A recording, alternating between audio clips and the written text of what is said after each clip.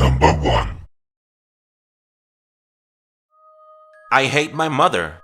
You don't believe me. Nobody does. It's what has driven me to rant about it here instead of talking to someone in the real world. Oh, come on. They all say, "What's so bad about her?" And I tell them, I respond, I never get to stay out with my friends. I always have to leave early. Her meals make me sick. She's a terrible cook. She makes me wash up before bed every time. They laugh. They say someday I'll appreciate what she does for me. When they do, I want to scream. It's the line mother responds with on the days when I finally explode and yell how much I hate her. She'll tilt her head, smile, and recite, "Someday you'll appreciate what I do for you." Sometimes she's talking to me, other times she's talking to herself. I've tried repeating it myself, echoing her sentence like a mantra to make it true, but it never does. Instead, my hatred grows each time. It's not that I think she's lying. She really does love me.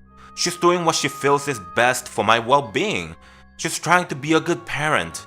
I don't want to hate my mother. I smile, obey her, and honestly try to love her back, but then she tells me to leave my friend. She serves that awful food again. She says I have to wash up before going to bed. And my fragile facade of being a good daughter shatters, leaving only hatred. It builds inside me each day, grates at my sanity, fuels a rage so terrifying I constantly struggle to keep it hidden. I'm desperate to get someone to believe I hate my mother. Sometimes a friend will commiserate with me, saying their mother makes them do the same things. That helps, but they don't really hate their mother, which makes it hard for them to believe I hate mine. When there's no friend to relate to, I'll try escaping from my broiling hate into a fantasy. I dream of a world where my mother is gone forever. I can stay with my friends as long as I like, eat pizza for dinner, never worry about washing again. I'll picture as many details as I can, make the vision as bright and vivid as possible, losing myself in it. But it never lasts. Reality and my mother beckons. It's time again. Time to lure my friend into our shed behind the house, but never allowed to stay while mother strangles them. Time to stomach another nauseating dinner prepared from their corpse. Time to wash up their mess in the shed. Not allowed to sleep until there's no trace of my friend ever being there. When I come back to the house, I stare at her, scrubbing my friend's baked blood off our dishes, humming to herself. I hate you, I say. She turns, tilts her head, and gives me a sickeningly sweet smile. Someday, you'll appreciate what I do for you. Number 2. This was the first time dealing with something I could not understand. Before this all happened, I never believed that inexplicable things could occur. But now, I'm certain that the supernatural is no work of fiction. This story happened almost right after I started working as a police officer. My superior and I were at our office doing some paperwork when we received a call from a middle-aged lady who claimed there was an unknown female in our apartment. Naturally, we had to investigate her claim and help her. We rushed to our apartment and arrived around 6:30 p.m. The lady was waiting for us outside, afraid of entering her apartment. My superior asked her a couple of questions and learned that she had always felt as if someone was observing her. She also said that as soon as she noticed that she wasn't alone, she ran to the door and locked it to keep the intruder inside. After we were done questioning her, we opened the door and attempted to investigate the scene. The apartment was so small and the windows were barred, which meant there was no room for someone to hide or escape. We searched every corner of the house and found no trace of an intruder. However, I had a strange feeling that someone was watching me. Actually, I felt as if there was someone besides my superior walking with me, but I could never see them. Anyways, we had one more place to search before leaving, her bedroom. I was searching her closet before I felt someone creeping up on me, so I faced backward immediately and pointed my weapon at them. To my relief, it was the lady, and despite what we ordered her to do before entering her apartment, she decided she would rather follow us. I should point out that unlike when we found her outside, she was unusually calm this time. Regardless, once the apartment was cleared, we asked her to check for stolen goods, and fortunately, she confirmed nothing was missing. It was about time that we left this creepy place, but before leaving, my superior advised her to seek professional help because she might be having some mental issues. Here's the crazy part. 2 weeks after this strange business, we received a call from the same lady again. Her voice was strange on the phone, but she kept repeating, "Help me," and then she hung up the phone. Although we suspect that she might be imagining things like the last time, we decided it was better to go check it out. So we arrived at her apartment at 9:05 p.m. and stormed in fast. The first place we checked was her bedroom, and to our disbelief, we found her body. I called the ambulance as soon as we cleared the apartment, and my superior proceeded to observe her dead body. The creepiest part is that she had been dead for a while. I was a fresh recruit with limited experience, but my superior has seen enough dead bodies to know that she had been dead long before she called us. Another peculiar thing was that we weren't dealing with a murder case because there were no visible signs of struggle or any visible injuries to the woman. It took the ambulance 10 minutes to arrive and confirm our beliefs. She had been deceased for a week now, and the initial cause of death was ruled unknown. My superior was calmer than I was, but he was still in a state of disbelief. We decided not to discuss this incident ever again. To this day, I shiver whenever I remember this particular incident. Unfortunately, this is not the last creepy case I was called in. In fact, this is only the tip of the iceberg in my currently ongoing law enforcement career. Number 3. "Oh, come on, girl, smile," he says as I pass. "Hey, now smile." This time, rolling along behind me, just a yard or so away now. "Why not give us a smile? You know, you look so much prettier if you just smile." He calls out louder. I stop walking. This is not a new situation to me and to millions of women throughout the world. The act of something seemingly so simple as being compelled to smile by others, mostly men, and living with its various consequences. It is an everyday occurrence with varying intentions that are left up to our instincts to interpret properly. In other words, it's a pain in the ass. It can also be a grim matter of survival. Intent can of course range from the casual and the usually innocent, "Oh, it can't be that bad, smile," to the aggressive and obviously offensive, "What, you too good to smile for me? Fuck you, bitch." See what I mean? Personally, I try to take care when reacting to the calls and remarks from those I met along my path. They always range from my sweet and truly kind bus driver or the postman just passing along the sidewalk to the big difference of someone following me as I make my way to work.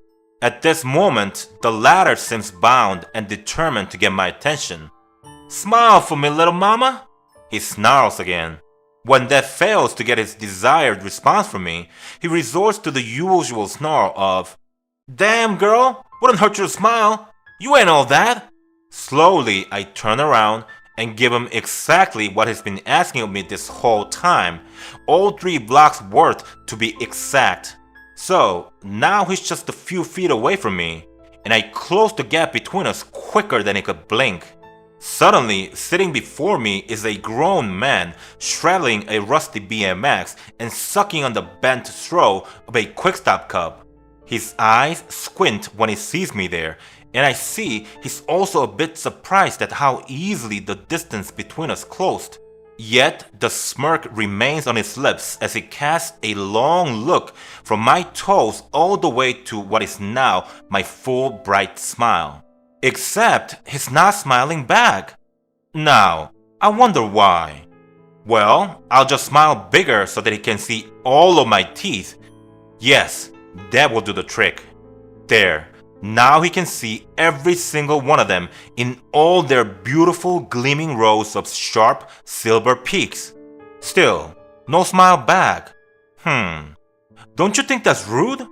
Okay, I'll just open wider and give him the biggest smile he's ever seen. His mouth is gaping and starting to tremble a little. His eyes are stuck wide open. Aw, come on, give us a scream, I say in my sweetest voice. You look so much prettier when you scream. Number 4. Derek, tell me what you remember about Alex. Tell me everything, Shirley asked as she grasped her pen, tightly prodding her notepad gently every few seconds. Alex, oh my beautiful Alex.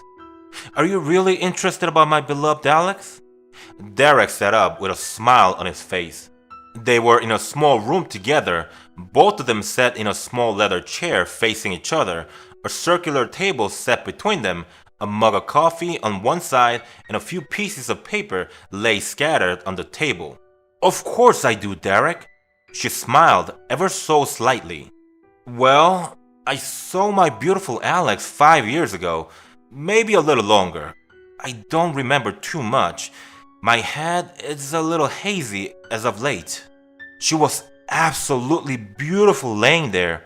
Her blue eyes, little luscious lips, her soft skin, and if I can frankly say, her tight ass. We don't ever need to go into full detail, but please continue. Tell me what you did with Alex. She was my lover, of course. I loved her and everything about her. God, the way she clung on to me and the way she looked at me. She was perfect in my eyes, he uttered quietly as his smile grew wider. She, as in Alex. Yes, my Alex. I've never been happier than the day I first saw Alex. I knew from that day on she would be mine and mine only. We spent many nights together, her soft skin pressing up against mine. Oh, how I loved the way she would scream as I made love to her, and the way her fingers would dig into my neck and chest. She was a tease, he trailed off. So what happened with Alex? I guess one night I was too rough on her, you know? I was a little tipsy, if I may say so myself, and I must have given her too much of myself. I can still remember her face contort as I slid myself inside her. All of me, which quite frankly, I've never done before, but I was so turned on and drunk that I just didn't care. He started to sob quietly. But now, she's gone. My dearly beloved Alex. But it's quite alright, soon there'll be another Alex. He wiped away the wetness from under his eyes and smiled at her. I see. What did your wife think about your relationship with Alex? Leaning forward as she asked, her eyes focused on him as she prodded at her notepad once again.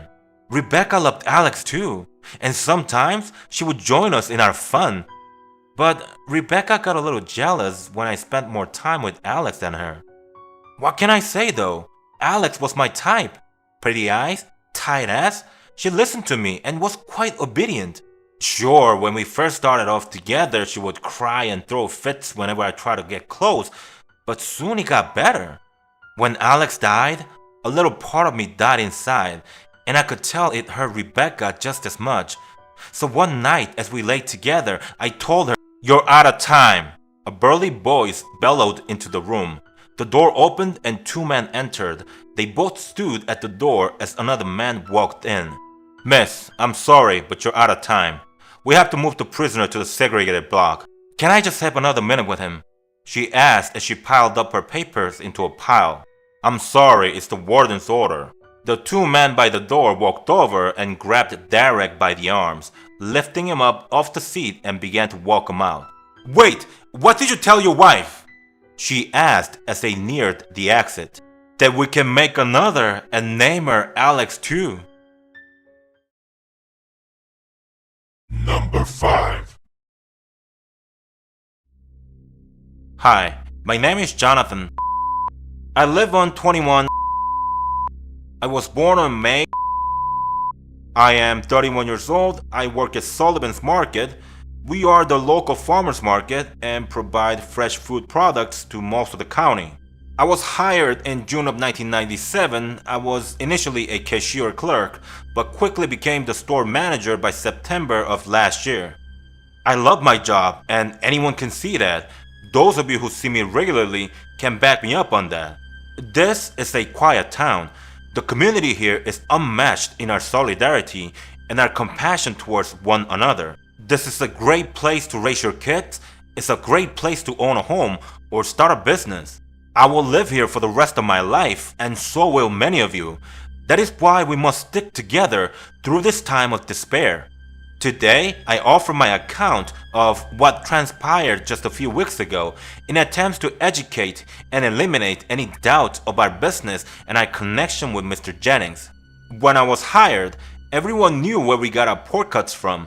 Mr. Jennings had a contract to deliver fresh chops, bacon, ribs, ham hocks, and any other form of pork meat products before many of us were even out of grade school.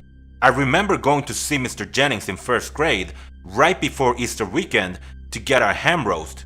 That was 26 years ago, and some of our parents have the same memories from their childhood. Needless to say, we all know Mr. Jennings, and we all thought we knew the man. As a manager of Sullivan's Market, it is my duty to keep a genuine connection open with our vendors and clients, providing necessary information on where your produce comes from and how it is sourced. I make regular visits to each of our vendors' farming locations as a way to stay close with our dealers and have an insight on where exactly our products come from. I will tell you now, I didn't notice anything ever out of the ordinary while on Mr. Jennings' farm. The handful of times I was invited to his property for a walk around, it was clean, spotless, and run like a well-oiled machine. The pigs seemed happy and healthy, and his product never received a complaint. Mr. Jennings would take business trips all around the country. He claimed he would be researching with other pig farmers on what was the best way to run a successful pig farm, swapping ideas and formulating techniques that would allow him to provide the best quality meat. This was a lie. He was really stalking innocent victims, taking their dead bodies back to his farm for his pigs to devour. A hungry pig can eat through a human body in a matter of minutes, bones and all. Not a trace is left behind except for the teeth. When Mr. Jennings was arrested, I was shocked to learn that such a kind-hearted man was such a monster. According to reports given by Mr. Jennings in his public confession, he is responsible for the deaths of over 250 men, women, and children. The teeth left behind he would collect, burn to ash, keeping one tooth for each kill. This can be verified by the collection that was found in the safe in his office. Just to show you how deceitful he was, not even his wife or 3 children knew of his alter ego. He kept that hidden from all of us, a lowly pig farmer indebted to his craft. The worst part is, we all played a role in this. Every one of us has purchased an ounce of pork from Sullivan's Market, including my family and I, have consumed the byproduct of a mad man. Meat laced with former protein of human beings. He took lives and made others become part of his grotesque atrocities. I know it will take this community a long time before we will be okay. But this is the time for us to stay together as the community we have come to be. Decades of trust and compassion towards each and every one of our neighbors cannot and must not be defeated by one man's insane quest to poison our town and take innocent lives. I will never be able to forgive this man. I will probably never eat any kind of pork again, but I will stay true to my responsibility as a manager of our local farmers market, and I hope to see each and every one of you soon.